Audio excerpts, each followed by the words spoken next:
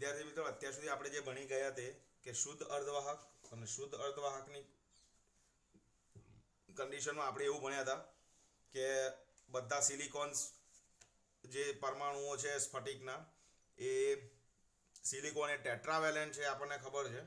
Silicon જે છે એ પોતે ટેટ્રાવેલેન્ટ છે. ટેટ્રાવેલેન્ટનો મતલબ શું કરવાનો છે કે એની પાસે 4 વેલેન્સ ઇલેક્ટ્રોન છે, બરાબર.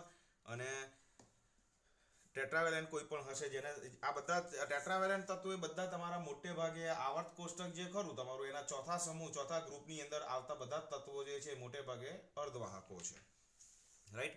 શુદ્ધ અર્ધવાહકને આપણે કહ્યું હતું અંતર્ગત અર્ધવાહકો શબ્દ પણ વાપર્યો છે, અંતર્ગત અર્ધવાહક શબ્દ વાપર્યો છે. સાથે સાથે એને ઇંગ્લિશમાં આપણે કહીએ છીએ દેટ ઇઝ ઇન્ટ્રિન્સિક સેમિકન્ડક્ટર. ઇન્ટ્રિન્સિક ઓકે. હવે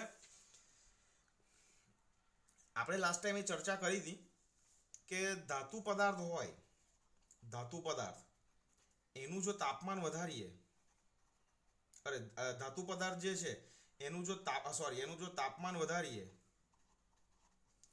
તો એની વાહકતા જે છે એ વાહકતા ઘટે છે, બરાબર. બીજી વસ્તુ, આ જ ધાતુ પદાર્થની અંદર જો આપણે અશુદ્ધિઓ નાખી દઈએ, ઇમ્પ્યુરિટીઝ, તો પણ એની વાહકતા જે છે એ ઘટે છે. આ અર્ધવાહકો ટોપ ઉપર કેમ છે તો કે આ પદાર્થનું તાપમાન વધારો ને, અર્ધવાહકો જે છે એનું જો તાપમાન વધે ને તો બોલો એની વાહકતા ઘટવાની જગ્યાએ એની વાહકતા વધે છે. મીન્સ એની કન્ડક્ટિવિટી ઇમ્પ્રૂવ થાય છે. ટેમ્પરેચર વધે એમ એ વધારે પાવરફુલ બને છે સપ્લાય પ્રોવાઈડ કરવામાં, કરંટ પ્રોવાઈડ કરવામાં. બીજું બહુ જ અગત્યની, અરે કોઈ પણ પદાર્થની અંદર અશુદ્ધિ એડ કરો, આપણા શરીરની અંદર, બોડીની અંદર પણ જો કોઈ અશુદ્ધિઓ આવે છે તો શરીર પૂરતી એફિશિયન્સીથી કામ નથી કરતું. ધાતુ પદાર્થની અંદર જો અશુદ્ધિઓ એડ થાય છે તો એ પોતે કરંટ પ્રોપર કન્ડક્ટ નથી કરવા દેતો. અર્ધવાહકો છે જો એમાં અશુદ્ધિઓ એડ કરીએ તો એમાં પણ ધાતુ પદાર્થની જેમ વાહકતા ઘટવાને બદલે વાહકતા વધે છે, બોલો. અને અશુદ્ધિ ઉમેર્યા પછી એ શુદ્ધ અર્ધવાહકની અંદર અશુદ્ધિ ઉમેરીએ, ઇમ્પ્યુરિટીઝ એડ કરીએ, પછી એ શુદ્ધ અર્ધવાહક નથી રહેતો. પછી એ બની જાય છે, અશુદ્ધિ ઉમેરી દીધા પછી એ બની જાય છે અશુદ્ધ અર્ધવાહક.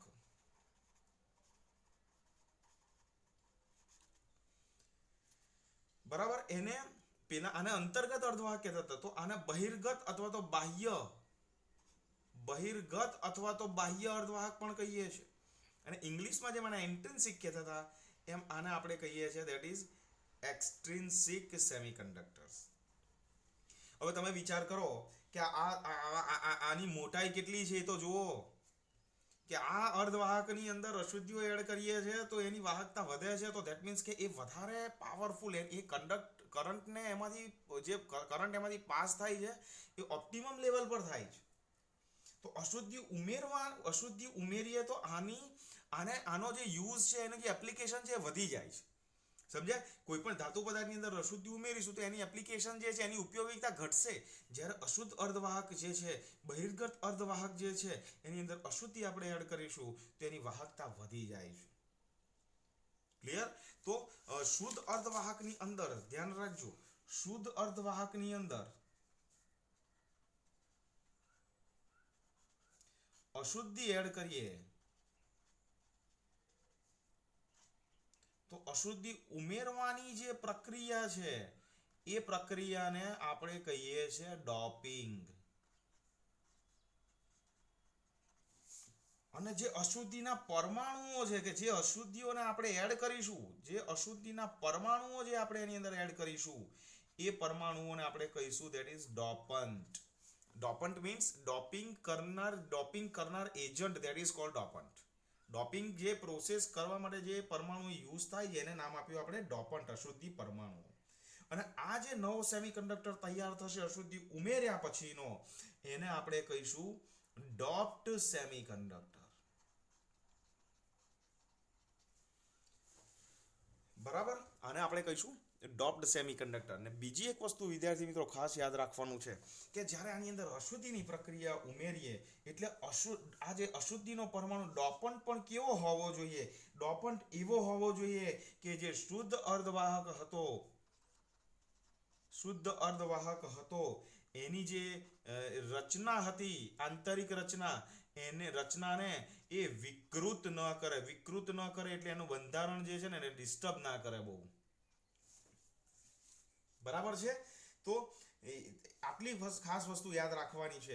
તો આપણે હવે અહીંયા આગળ બે શબ્દો આપણે વાપરીશું કે આ શુદ્ધ અર્ધવાહક જે છે ને એને આપણે યજમાન કહીશું, અને આ જે એની અંદર જાય છે ઇટ્સ અ ગેસ્ટ. ફોર શુદ્ધ અર્ધવાહક માટે આ ગેસ્ટનું કામ કરે છે એટલે આને આપણે કહીશું મહેમાન. સો આ યજમાન પરમાણુઓ કોણ, તો ધેટ ઇઝ શુદ્ધ સિલિકોન ગણવાનો. અને અશુદ્ધિઓ છે ને વિદ્યાર્થી મિત્રો, એ અશુદ્ધિઓ જો ટેટ્રાવેલેન્ટમાં ડોપિંગ કરવા માટે બે પ્રકારના ડોપન્ટ્સ છે. ડોપન્ટ્સ જે છે ને એ બે પ્રકારના છે. બરાબર? એક છે પેન્ટાવેલેન્ટ અને બીજા જે છે ધેટ ઇઝ ટ્રાઇવેલેન્ટ. બરાબર? પેન્ટાવેલેન્ટ નો મતલબ શું છે કે એની અંદર 5 વેલેન્સ. પેન્ટાવેલેન્ટ એટલે એની અંદર 5 વેલેન્સ ઇલેક્ટ્રોન હોય. છેલ્લી કક્ષામાં 5 વેલેન્સ ઇલેક્ટ્રોન હોય. અને ટ્રાઇવેલેન્ટ નો મતલબ 3 વેલેન્સ ઇલેક્ટ્રોન હોય. જો ભાઈ મને બહુ હું ફિઝિક્સ નો માણસ છું ભાઈ, મને બહુ કેમેસ્ટ્રી સમજ ના પડે, પણ તમને લોકો જોજો ભાઈ, હું આ બધું કેમેસ્ટ્રી જ ભણાવું છું હવે હમણાં તો કંઈક ભૂલચૂક થાય તો માફ કરજો ભાઈ, અને મને સલાહ સૂચન આપતા રહેજો હા ભાઈ, કે હું કેવું ભણાવું મને કહેજો. હવે કયા પ્રકારના પેન્ટાવેલેન્ટ ડોપન્ટ્સ કહેવાય? પેન્ટાવેલેન્ટ અશુદ્ધિઓ જો ડોપન્ટ્સ એટલે બેઝિકલી અશુદ્ધિઓ જ છે હા ભાઈ. એટલે અશુદ્ધિઓ બે પ્રકારની છે, પેન્ટાવેલેન્ટ અને બીજી ટ્રાઇવેલેન્ટ. તો પેન્ટાવેલેન્ટ જે છે ને એની અંદર આવે છે સૌથી પહેલું એક આર્સેનિક, અને એની સંજ્ઞા છે ધેટ ઇઝ AS.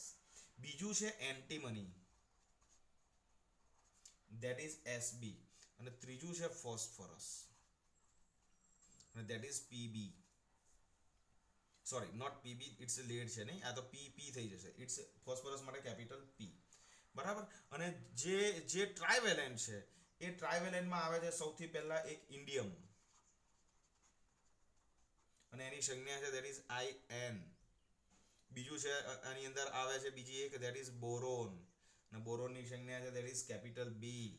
ત્રીજું છે તમારું એલ્યુમિનિયમ. આ બધા તમારા એક માર્કના MCQ છે.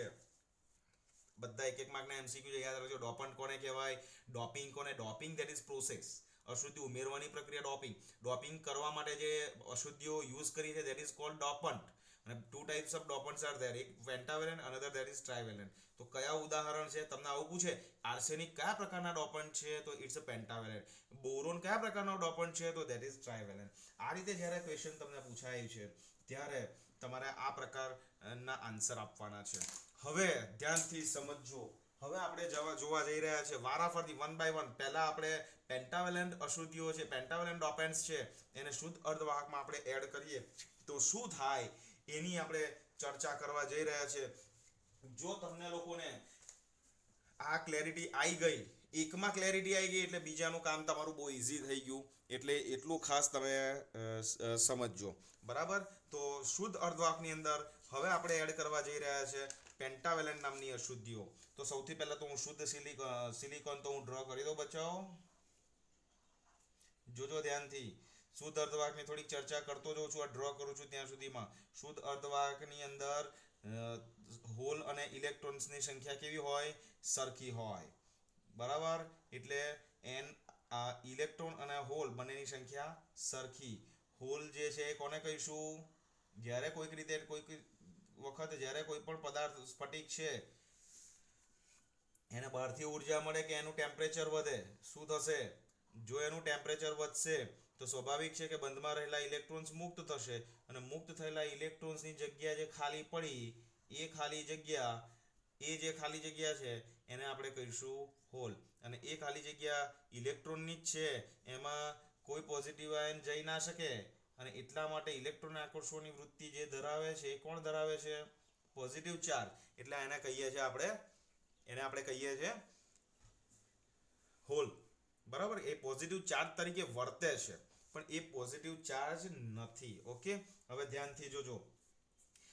અહીંયા મેં શુદ્ધ અર્ધવાહકની અંદર અહીંયા બધા જ કોણ હોય? સિલિકોન. અને 0 કેલ્વિન ટેમ્પરેચરે બધા જ ઇલેક્ટ્રોન બંધમાં હોય, એટલે એ પદાર્થમાં કોઈ પણ પ્રકારના મુક્ત ઇલેક્ટ્રોન્સ ના હોય, તો એવા પદાર્થોને આપણે શું કહીએ છીએ? અવાહક પણ કહીએ છીએ. સો 0 કેલ્વિન ટેમ્પરેચરે અર્ધવાહક ખાલી જગ્યા તરીકે વર્તે છે, તો આપણે એનો જવાબ આવશે અવાહક.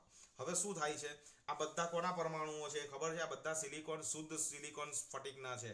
અને આ બધા જે છે એ આ બધા યજમાનો છે. અને આ બધાની આ જે બધા છે ને એ એસઆઈ છે. બરાબર? આ એસઆઈ છે, સિલિકોન. હવે આની અંદર આપણે કોઈક પેન્ટાવેલન્ટ અશુદ્ધિનો પરમાણુ અંદર દાખલ કરીએ. આની અંદર કોઈક પેન્ટાવેલન્ટ અશુદ્ધિ નાખીએ. ચલો, કોને નાખું? આર્સેનિકને. તો શું થશે?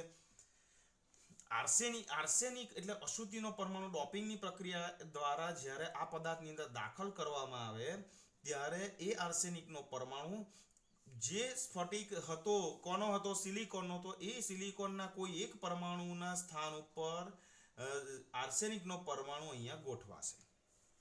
બરાબર? હવે શું થશે? આ બધા સિલિકોન જે છે ને એમના ઇલેક્ટ્રોન્સ ક્યાં હતા? એ બધાના ઇલેક્ટ્રોન્સ બંધમાં હતા. હવે અહીંયા તમે જોજો, હું આ રેડ કલરથી બતાવું છું ને, બધા ઇલેક્ટ્રોન્સ કોના સમજવાના છે તમારે? સિલિકોનના. બરાબર? બધા સિલિકોનના સમજવાના છે.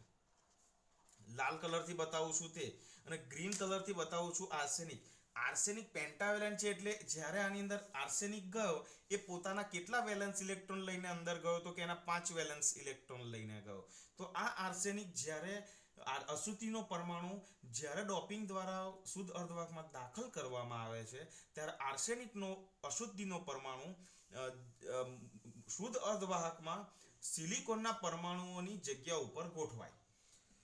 હવે આ દાખલા તરીકે 50 હોય, તો આર્સેનિક છે 50 ના હોય. એનો એક રેશિયો નક્કી કરી રાખ્યો છે કે આટલા શુદ્ધ પરમાણુઓ હોય સિલિકોનના, તો આર્સેનિકના કેટલા પરમાણુઓ અંદર દાખલ કરવા, એનો એક એ લોકોએ ચોક્કસ પ્રકારનો એક ક્રાઇટેરિયા નક્કી કર્યો છે. બરાબર? હવે શું થાય છે? તમે આ રેડ કલર છે ને તમારું ફેમિલી છે. રાઈટ? આ જે છે એ તમારું ફેમિલી છે. બધા એક ચોક્કસ જગ્યા ઉપર ગોઠવાયેલા છે. હવે તમારી ઘેર કોઈક મહેમાન આવ્યો, એના 2 છોકરાઓને લઈને આવ્યો, તો 2 છોકરાઓને શું કરશે? તો કે તમે અને પોતે 2 છોકરા લઈને 3 જણા ઘરમાં આવ્યા, તો તમે 3 સીટ ખાલી કરશો ને એને બેસાડી દેશો. ક્લિયર? હવે તમે એક સિલિકોન પાસે કેટલી સીટ છે ઇલેક્ટ્રોન ઓક્યુપાય કરવાની? 4 જ છે. આર્સેનિક કેટલા લઈને ગયો? 5 લઈને ગયો. તો 5 માંથી એ શું કરશે? ભાઈ, તમે લોકો અહીં એક જણ બેસી જાઓ, ચાલો. એટલે એકને સિલિકોનની જગ્યાએ આર્સેનિક ગોઠવો, એટલે એના જે સિલિકોન અહીંથી ખસ્યો તેના 4 ને લઈને જ ખસ્યો હોય, એટલે 4 જગ્યા થઈ જ છે. આર્સેનિક ગયો 5 લઈને, તો આ 4 ઇલેક્ટ્રોન છે ને 5 માંથી 4 ને સેટ કરી દીધા બંધની અંદર. બરાબર? પણ જે 5મો વધ્યો ને, એ 5મો વધેલો ઇલેક્ટ્રોન અહીંયા વધશે, અહીંયા રહેશે. એને એવું કહેશે, ભાઈ તું ઊભો રહે. 5મા આ 4ની જગ્યા ફિક્સ કરી દીધી બંધમાં. જ્યારે 5મો છે એ મુક્ત છે. થોડીક વાર અહીં ઊભો રહેશે, થોડીક વાર અહીં ઊભો રહેશે, થોડીક વાર અહીં નહીં ફાવત અહીં ઊભો રહેશે. એને જઈ થશે, ઈચ્છા થશે બહાર હિંચકા પર બેસી જશે, એને જઈ બેસવું હશે ત્યાં બેસશે. પણ આ ઇલેક્ટ્રોન જે છે ને, આ ઇલેક્ટ્રોન કોનો છે? આર્સેનિકનો છે. આ ઇલેક્ટ્રોન કોનો છે? આર્સેનિકનો. અને આર્સેનિકમાંથી પ્રાપ્ત થતો ઇલેક્ટ્રોન અશુદ્ધિમાંથી પ્રાપ્ત ઇલેક્ટ્રોન છે. અને આ જે ઇલેક્ટ્રોન છે, આ ઇલેક્ટ્રોન એ મુક્ત ઇલેક્ટ્રોન તરીકે વર્તવા માટે એને બહુ જ ઊર્જાની જરૂર પડતી નથી. આ પણ યાદ રાખજો. બરાબર? આટલી વસ્તુ ખાસ સમજજો. આ જે ઇલેક્ટ્રોન છે એને મુક્ત ઇલેક્ટ્રોન તરીકે વર્તવા માટે બહુ ઊર્જાની જરૂર નથી. જો સિલિકોન લીધો હશે, કારણ કે આપણી પાસે શુદ્ધ અર્ધવાહક તરીકે કોણ લઈએ છે? સિલિકોન અને જર્મેનિયમ. જો સિલિકોનનું સ્ટ્રક્ચર હશે, તો આ ઇલેક્ટ્રોનને બહારથી જો આને માત્ર ને માત્ર 0.05 eV ઊર્જા મળી ગઈ ને, 0.05 eV ઊર્જા, તો આ ઇલેક્ટ્રોન મુક્ત ઇલેક્ટ્રોન તરીકે વર્તશે. અને જો આ સિલિકોન માટેનો ક્રાઇટેરિયા છે. પણ જો જર્મેનિયમ હશે, તો એને તો 0.01 eV ની જરૂર છે. આ ઇલેક્ટ્રોન સિલિકોનની જગ્યાએ જો જર્મેનિયમમાં દાખલ કરીશું આર્સેનિક, જો સિલિકોનની જગ્યાએ જર્મેનિયમમાં આર્સેનિક દાખલ કરીશું તો એને તો 0.01 EV ની જ જરૂર છે.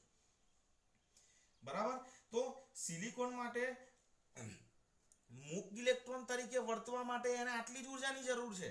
સિલિકોન માટે આટલી ને જર્મેનિયમ માટે આટલી જ જરૂર છે. હવે શું થાય છે, રૂમ ટેમ્પરેચર છે તો room temperature at a room temperature આટલી ઉર્જાની જરૂર છે. બરાબર.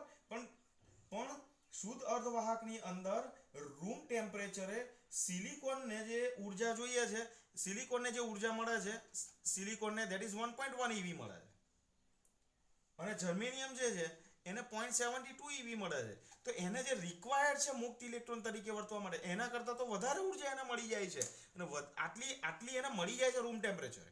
જ્યારે આને મુક્ત રીતે વર્તવા માટે આટલી જ જરૂર છે, તો જે એને જરૂર છે ને એના કરતાં એને વધારે જ મળે છે. તો સ્વાભાવિક છે કે આ જે ઇલેક્ટ્રોન છે, ઇલેક્ટ્રોન મુક્ત ઇલેક્ટ્રોન તરીકે વર્તે છે. આમ આપણે એવું કહી શકીએ છીએ કે પેન્ટાવેલેન્ટ પરમાણુ દ્વારા મળતો ઇલેક્ટ્રોન એ મુક્ત ઇલેક્ટ્રોન તરીકે વર્તે છે અને વિદ્યુત વહન ની પ્રક્રિયામાં ભાગ લે છે. ક્લિયર છે. હવે તમે જુઓ આર્સેનિક અહીંયા શું કામ કરે છે, તો કે આર્સેનિક જે છે ને એ શુદ્ધ અર્ધવાહકને એક મુક્ત ઇલેક્ટ્રોનનું શું કરે છે, મુક્ત ઇલેક્ટ્રોનનું દાન કરે છે. હવે તમે જુઓ હવે દાખલા તરીકે હવે તમે જુઓ કે કોઈક રીતે જો ટેમ્પરેચર વધારું અને આ બે બંધ તૂટે તો આ ઇલેક્ટ્રોન અહીંયાથી નીકળશે તો અહીંયા એક હોલ રચાશે, આ ઇલેક્ટ્રોન અહીંથી નીકળશે તો એક હોલ રચાશે. તો જો હું ટેમ્પરેચર વધારીશ ને તો બે ઇલેક્ટ્રોન અને બે હોલ ઓલરેડી તૂટી ગયા છે, બે બંધ એટલે બે હોલ ને બે ઇલેક્ટ્રોન તો ઓલરેડી રચાશે. પણ આર્સેનિક છે તો એનો એક ત્રીજો ઇલેક્ટ્રોન આની અંદર એડ થાય છે. તો ધેટ મીન્સ આ શુદ્ધ અર્ધવાહકની અંદર આર્સેનિક જે છે એટલે કે પેન્ટાવેલેન્ટ જે અશુદ્ધિઓ છે, એ પેન્ટાવેલેન્ટ અશુદ્ધિઓ સ્ફટિકને એક ઇલેક્ટ્રોનનું શું કરે છે, દાન કરે છે. અને એટલા માટે આવી અશુદ્ધિને ડોનર અશુદ્ધિ પણ કહીએ છીએ. બરાબર. અને ડોનર અશુદ્ધિ પણ આને આપણે કહીએ છીએ. હવે તમે સમજો કે શુદ્ધ અર્ધવાહક જ્યારે શુદ્ધ અર્ધવાહક લીધો તો ધારી લો કે 50 બોન્ડ તૂટેલા હશે. આપણે જ્યારે શુદ્ધ અર્ધવાહક લીધો કોઈક રૂમ ટેમ્પરેચરે તો 50 બોન્ડ તૂટેલા હતા, તો 50 ઇલેક્ટ્રોન હશે અને 50 શું હશે, હોલ હશે. અને એની અંદર એક આર્સેનિક ગયો તો શું થશે, એક ઇલેક્ટ્રોન આર્સેનિક વડે મળે છે એટલે અહીંયા એક ઇલેક્ટ્રોન એડ કરવાનો તો આપણને અહીંયા 51 ઇલેક્ટ્રોન થશે અને 50 હોલ થશે. ધેટ મીન્સ કે કોની સંખ્યા ઘનતા વધી, ઇલેક્ટ્રોનની સંખ્યા ઘનતા વધી. ધેટ મીન્સ કે આ જે આર્સેનિક અશુદ્ધિઓ જ્યારે આની અંદર એડ કરીએ છીએ ત્યારે મેજોરિટી ચાર્જ કેરિયર ગુજરાતીમાં એને કહીશું મુખ્ય વિદ્યુતભાર વાહકો. એટલે મેજોરિટી ચાર્જ કેરિયર તરીકે કોણ છે અહીંયા આગળ, ઇલેક્ટ્રોન. અને માઇનોરિટી ચાર્જ કેરિયર તરીકે કોણ છે,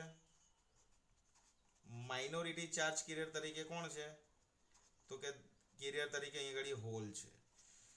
તો જોવો ધ્યાનથી, મેજોરિટી ચાર્જ કેરિયર તરીકે ઇલેક્ટ્રોન છે ને ઇલેક્ટ્રોન જે છે that is negative charge consider કરે. તો આ જે અર્ધવાહક બન્યો, બાહ્ય અર્ધવાહક, એમાં મેજોરિટી ચાર્જ કેરિયર તરીકે ઇલેક્ટ્રોન હોય અને મેજોરિટી ચાર્જ કેરિયરનો ઇલેક્ટ્રોન જે છે એ ઋણ વિદ્યુતભારિત છે. પરિણામે આ જે અર્ધવાહક બની ગયો બાહ્ય અર્ધવાહક, એને નામ આપી દીધું n પ્રકારનો અર્ધવાહક, n ટાઈપ સેમિકન્ડક્ટર. બરાબર. એન ટાઈપ સેમિકન્ડક્ટરનો મતલબ જ તમારે એ કરવાનો છે કે જ્યારે તમે આને એન બોલો છો ત્યારે એનનો મતલબ નેગેટિવ, એનો મતલબ કે નેગેટિવ ચાર્જ કોણ ધરાવે છે? ઇલેક્ટ્રોન. તો મેજોરિટી ચાર્જ કેરિયર તરીકે આની અંદર કોણ હોય છે? ઇલેક્ટ્રોન હોય. અને માઇનોરિટી ચાર્જ કેરિયર તરીકે કોણ હોય આની અંદર? હોલ હોય.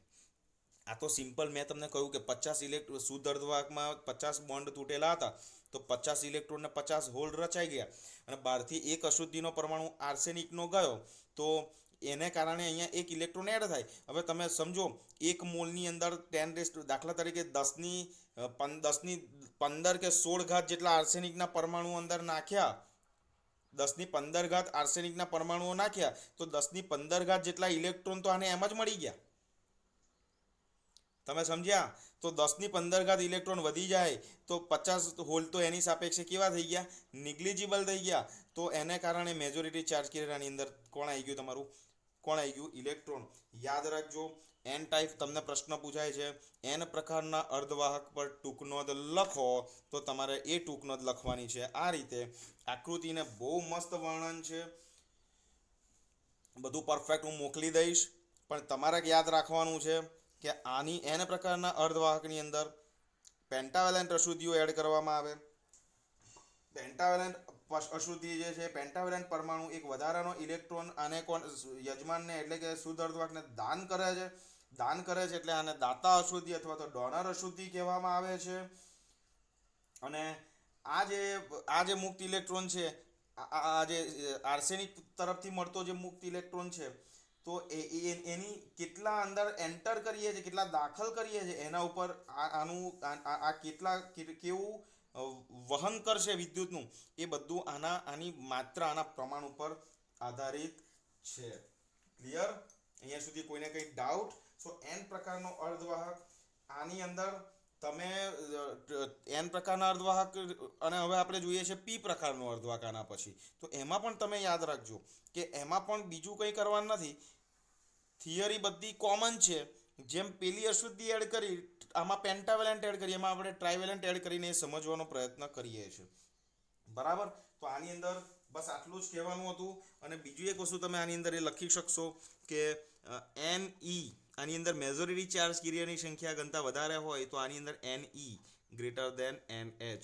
હવે તમે બિલીવ નહીં કરો કે તમને આમાં 50 જે ક્વેશ્ચન MCQ છે એમાં એવો પણ ક્વેશ્ચન હમણાં પૂછાઈ ગયા કે નીચેના પૈકી એન પ્રકારના અર્ધવાહક માટે શું લાગુ પાડી શકાય છે? તો 4 કન્ડિશન્સ આપી હોય, any greater than NH, any less than NH, any equal to NH. તો તમારે યાદ રાખવાનું છે એન અર્ધવાહક તો ઇલેક્ટ્રોનની નેગેટિવ, તો નેગેટિવ એટલે ઇલેક્ટ્રોનની સંખ્યા ઘનતા વધારે હોય, અને એ જ એની અંદર મેજોરિટી ચાર્જ કેરિયર તરીકે વર્તે છે. બરાબર? તો હવે આપણે જોઈએ છે પી પ્રકારનો અર્ધવાહક.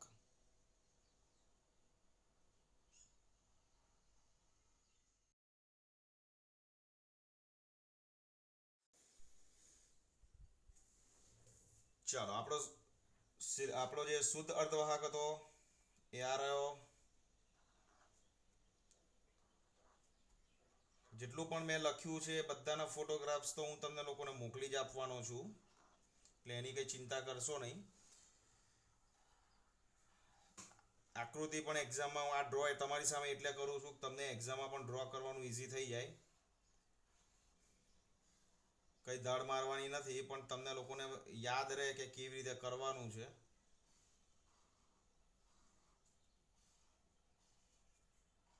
શુદ્ધ અર્ધવાહકમાં અહીંયા 9 બતાવે છે, 9 એ 9 સિલિકોન બતાવવાના તમારે. બરાબર છે? ઓકે, આ બધા સિલિકોન છે. સિલિકોન. અમેરિકાની અંદર ખબર છે સિલિકોન વેલી છે, ટેકનો હબ છે. ચાલો, હવે અહીંયા ધ્યાન, આ બધા રેડ કલરના બતાવું છું, બધા તમારા કોના ઇલેક્ટ્રોન છે? આ કોના બાલ બચ્ચાઓ છે? સિલિકોનના. બરાબર? તમે ઉદારતા તો જોવાલા સિલિકોનની, એની ઉદારતા ઉપર તો આ દુનિયા નભે છે અત્યારે. બરાબર? ચાલો, હવે આપણે લેવાનું છે શું?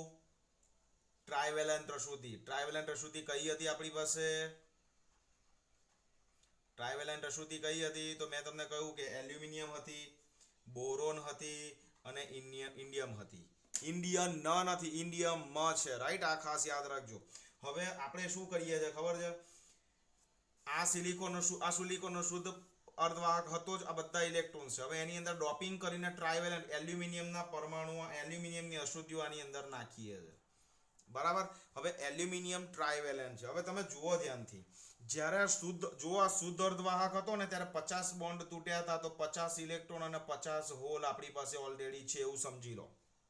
અહીંયા બધે છે સિલિકોન. આ જે ડાયાગ્રામ છે ને આખા પેજ પર કન્સિડર કરો ને 50 બોન્ડ તૂટેલા છે એવું સમજી લો. એટલે 50 ઇલેક્ટ્રોન ને 50 હોલ શુદ્ધ અર્ધવાહકમાં મળે. શુદ્ધ અર્ધવાહકમાં યાદ રાખજો, જેટલા બોન્ડ તૂટે, નંબર ઓફ બોન્ડ જેટલા હોય, જેટલા બ્રેકડાઉન થાય, એટલા હોલ અને એટલા મુક્ત ઇલેક્ટ્રોન જનરેટ થાય, એ આપણે ભણી ગયા. અને શુદ્ધ અર્ધવાહકની અંદર આપણે Ne=NH કન્ડિશન્સ પણ તમને મેં સમજાવી દીધી છે. કેવી રીતે થાય છે એ પણ સમજાવી દીધું. હવે શું થાય છે? આ ટ્રાઇવેલેન્ટ અંદર ગયો તો ટ્રાઇવેલેન્ટ જે છે એ આપણો કોણ છે? યજમાન છે, મહેમાન છે. અને સિલિકોન એ આપણો યજમાન છે. તો અશુદ્ધિના પરમાણુઓ શું થશે? તો અશુદ્ધિના પરમાણુઓ મૂળ યજમાન પરમાણુઓના સ્થાને ગોઠવાશે. તો એલ્યુમિનિયમ અહીંયા ગોઠવાઈ ગયો. હવે એલ્યુમિનિયમ કેટલા વેલેન્સ ઇલેક્ટ્રોન લઈને ગયો અંદર? 3. તો એ 3 ને એવું કહે છે કે ચલે તું એ કઈ ગોઠવાઈ જા, તું એ કઈ ગોઠવાઈ જા, તું એ કઈ ગોઠવાઈ જા. આ ચોથો બોન્ડ વધ્યો, ત્યાં કોઈ રોકાય એવું નથી. કારણ કે કેમ? આ સિલિકોન અહીંથી ખસ્યો તો એના 4 લઈને ગયો હતો. તો અહીંયા 4 જગ્યા ઓલરેડી થઈ ગઈ હતી, પણ એની જગ્યાએ એલ્યુમિનિયમ ગોઠવાયો, બહારથી 3 જ લઈને ગયો, ચોથો જે છે એ હોલ મળ્યો. ધેટ મીન્સ તમે સમજો આની અંદર શું થઈ રહ્યું છે. જ્યારે સિલિકોનના પરમાણુ સાથે બંધ બનાવવા માટે એલ્યુમિનિયમને સિલિકોનના પરમાણુઓ સાથે બંધ બનાવવા માટે 4 ઇલેક્ટ્રોનની જરૂર પડે, પણ એ લઈને જાય છે 3 જ. તો આજે ચોથી જગ્યા વધી, એ ખાલી જગ્યા આપણને હોલ તરીકે આ સિલિકોનના સ્ફટિકને પ્રાપ્ત થાય છે. મીન્સ અહીંયા લખી દઈએ કે એલ્યુમિનિયમ વડે પ્રાપ્ત થતો વધારાનો હોલ. તો ચલો ટોટલ હોલ્સ કેટલા થઈ ગયા હવે? તો કે એક પરમાણુ એલ્યુમિનિયમનો ગયો તો તૂટ્યા હતા 50, તો 50 ઇલેક્ટ્રોન 50 હોલ ઓલરેડી હતા, પણ એક એલ્યુમિનિયમનો ગયો તેણે એક હોલ ઓર વધારે પ્રદાન કર્યો. ધેટ મીન્સ કે નંબર ઓફ હોલ થઈ ગયા, ધેટ ઇઝ 51, અને ઇલેક્ટ્રોન જે છે ધેટ ઇઝ 50. તો ચેક કરો, મેજોરિટી ચાર્જ કેરિયર તરીકે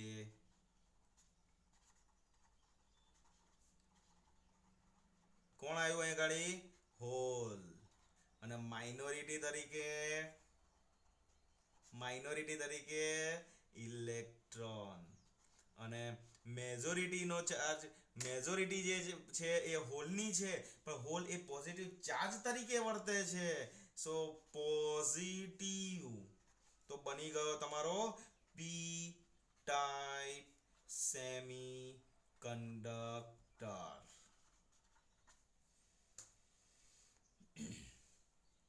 ક્લિયર છે? બીજી વસ્તુ, અશુદ્ધિનો પરમાણુ અહીંયા ગાડી એને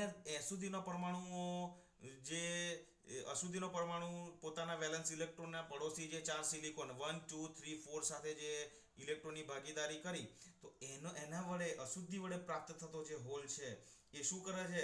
ઇલેક્ટ્રોનને આકર્ષવાની વૃત્તિ ધરાવે છે. ક્લિયર છે?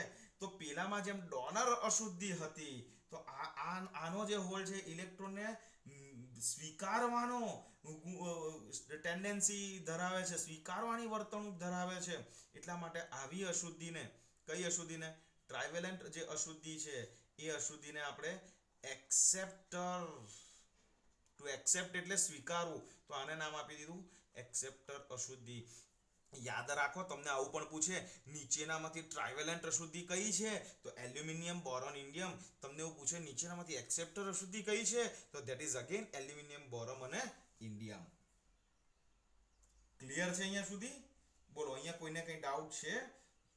યાદ રાખજો, આ પી ટાઈપના સેમિકન્ડક્ટરની જેને એન ટાઈપ ક્લિયર, મેં તમને આગળ પણ કહ્યું હતું, જેને એન ટાઈપ ક્લિયર થઈ ગયું હશે ને પી ટાઈપ ક્લિયર થવામાં કોઈ વાર નહીં લાગે.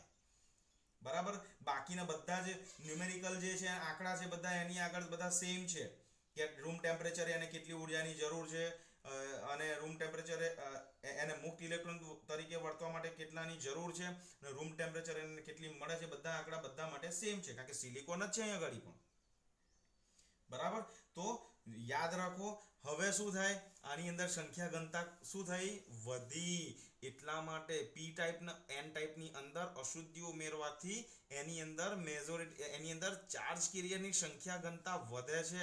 અહીંયા મેજોરિટી તરીકે હોલ છે, તો અહીંયા આવશે that is NH greater than Ne.